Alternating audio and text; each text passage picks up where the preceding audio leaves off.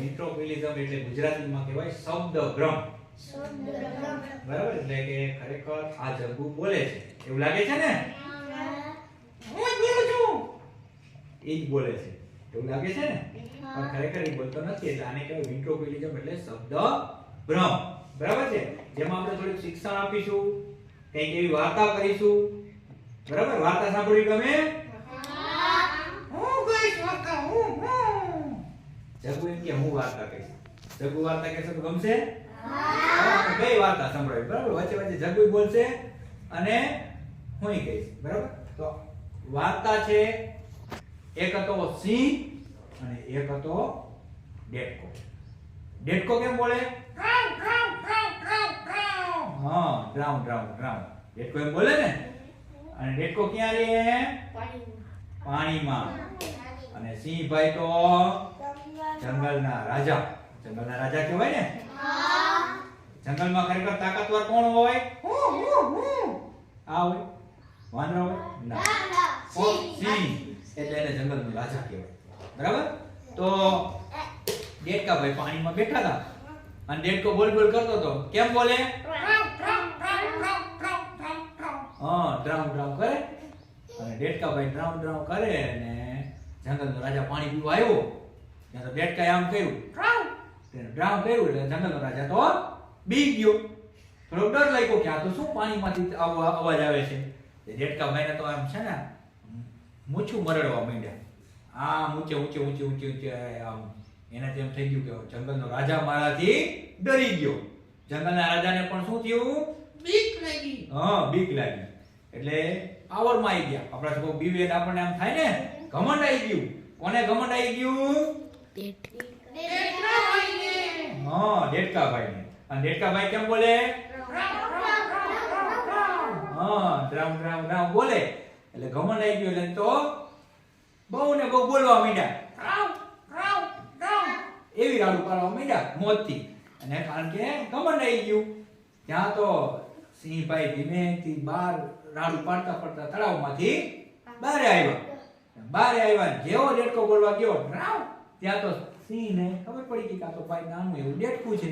તરત સિંહભાઈ શું કર્યું? એનો આ પગ હતો એ આમ કરીને પંજો મૂક્યો ડેટકા માટે. અને ડેટકાના શું થઈ ગયા? રામ બોલો ભાઈ રામ. હા, રામ બોલો ભાઈ રામ થઈ ગયા. એટલે કે એ ડેટકાનું શું થઈ ગયું? મરી ગયો, ખતમ થઈ ગયો.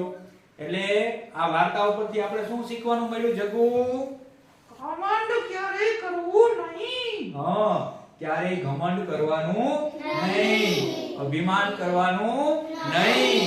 આપણે જેટલું આવડતું હોય, આપણે જેટલા હોશિયાર હોય, પણ ક્યારેય જીવનમાં આપણે અભિમાન કરવાનું નહીં. કારણ કે અભિમાન કરતો માણસ એવો હોય ઊંચે ઊંચે હોય પણ નીચેનું કઈ દેખાય નહીં. એટલે ક્યારેક પોતે ને પોતે ખાઈમાં પડી જાય. બરાબર, એટલે ધ્યાન રાખવાનું. બીજી એક વાત કે આપણે જીવનમાં શું કરવાનું? રમવાનું. એલા રમવાનું ના હોય. શું કરવાનું હોય? ભણવાનું. બરાબર, રમવાનું તો ખરા જ, પણ સાથે સાથે પહેલા જરૂરી શું છે? ભણવાનું. હા, ભણવાનું. બરાબર, કારણ કે આપણને જો ભણેલા નહીં હોય તો આપણને ક્યાંય પણ આપણે જાશું તો બસનું બોડી વાંચવું પડે ને, બહારગામ જવું હોય તો એ પણ આપણને આવડે નહીં. અને બધા વચ્ચે આપણી શું થાય?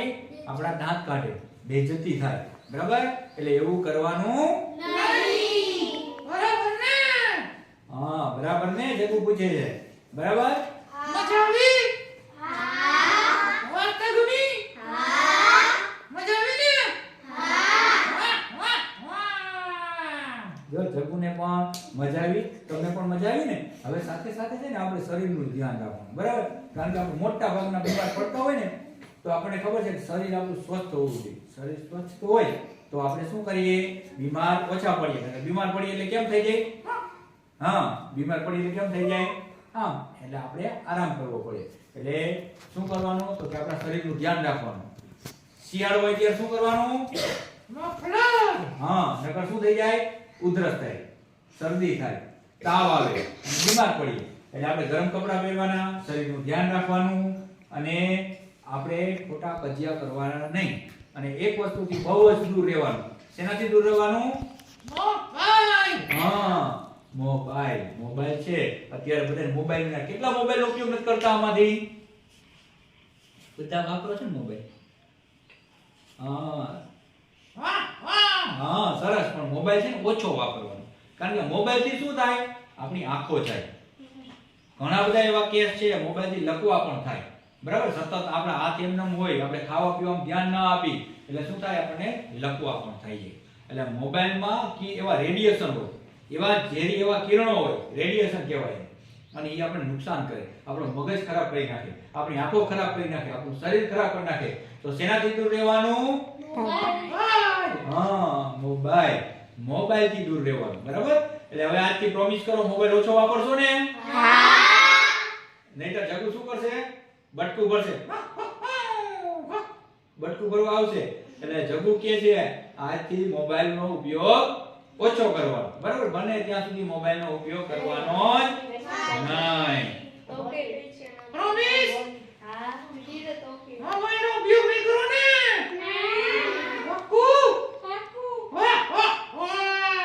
શાબાશ, સરસ. ગમ્યું ને? મજા આવી બધાને? ચાલો, વેરી ગુડ. તાળીઓ પાડી દો. સરસ.